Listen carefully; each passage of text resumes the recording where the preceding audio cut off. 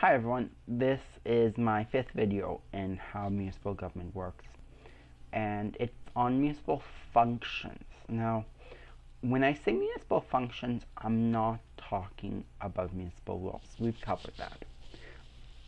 So what I'm really saying is what advantages are there to having municipalities?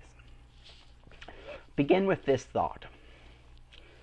On a daily basis, a municipality provides more services to the average person than any other level of government. Yet, it is a level of government, if you ask which is most important to their life, the average Canadian, they would probably say municipal governments are less important. So why is there such a contradiction here? Well, there's a few different reasons.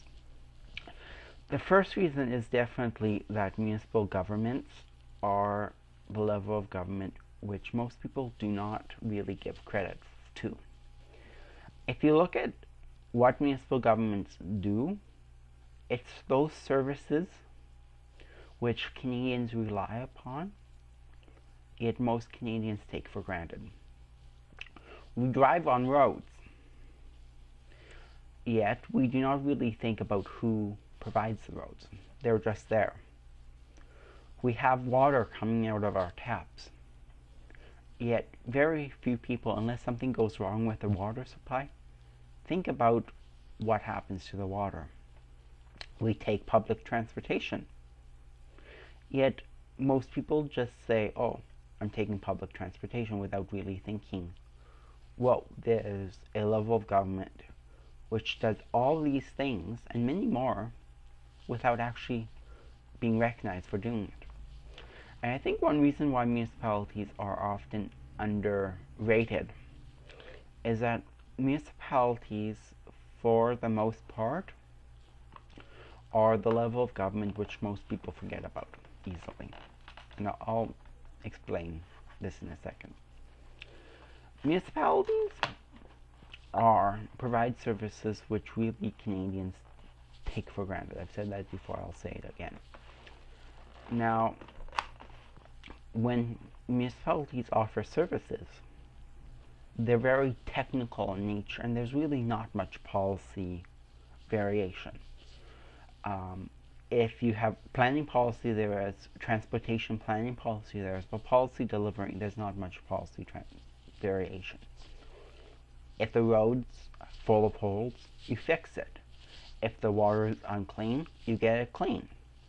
These are very simple issues.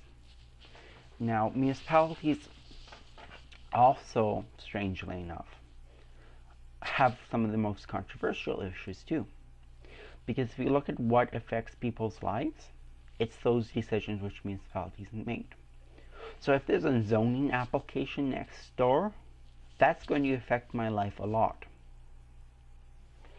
But unless there's a zoning application next door, I don't think about zoning. If there's a road that's planned on going through my house and I'm being expropriated, then that's going to affect me. But unless there's a road that's planned on going through my house and I'm facing expropriation, I'm not going to think about it. So that's really where this misunderstanding of municipalities come from. Now, municipalities also create economies of scale. So, for example, there are some services which it's best and most efficient for the federal government to do. I don't want municipalities to provide national defense. You can argue that they do through the police services, but that's neither here or there. Municipalities, generally speaking, do not provide national defense services. Municipalities do not have standing armies in Canada. If they did, I would seriously question why.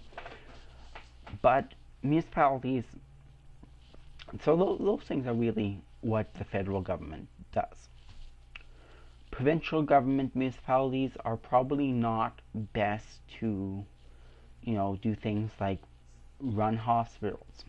In many places, you know, the provincial government runs those services, provide birth certificates, registered birth, registered death, and provide those registry. Because things are very portable. If I have a driver's license, you should have one for the entire province instead of each municipality issuing their own. So there's an economy of scale there. But there's some things which the opposite is true. It doesn't make sense for the province to provide transit for every municipality. It doesn't make sense for the province to provide water and sewer services for the entire province. Those things really are at a diseconomy at scale if it's run at provincially. Those things are left for municipalities. So you do have this economy of scale going on for municipalities.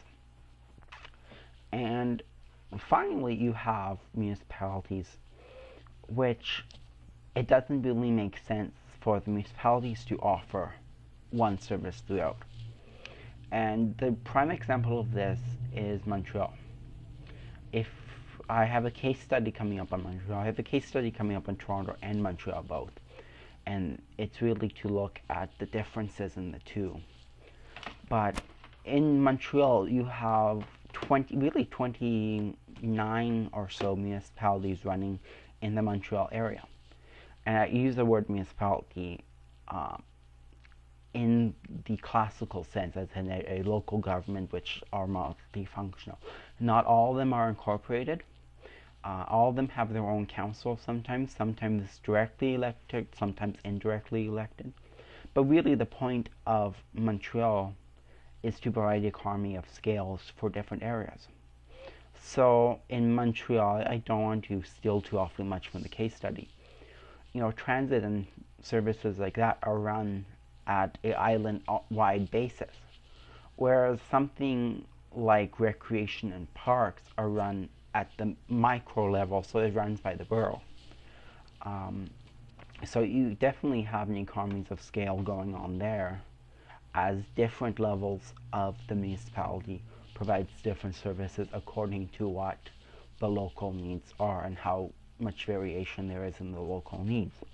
So for example, in Montreal, parks and recreation is different in a place like Verdun, where I am, than a municipality of Côte-Nage, Notre-Dame-de-NDG, Notre-Dame-de-Grâce, or Lady of Grace if you want to use English, because the population is diverse there, and the setting is different.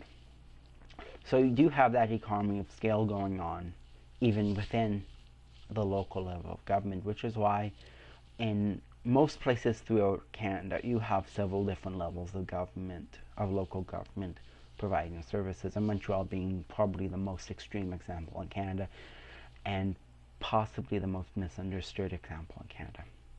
Anyway, that's my video on municipal functions.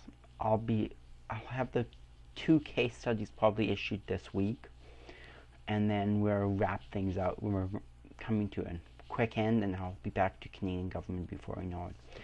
Anyway, that's my video. Hope you enjoyed it. Ciao.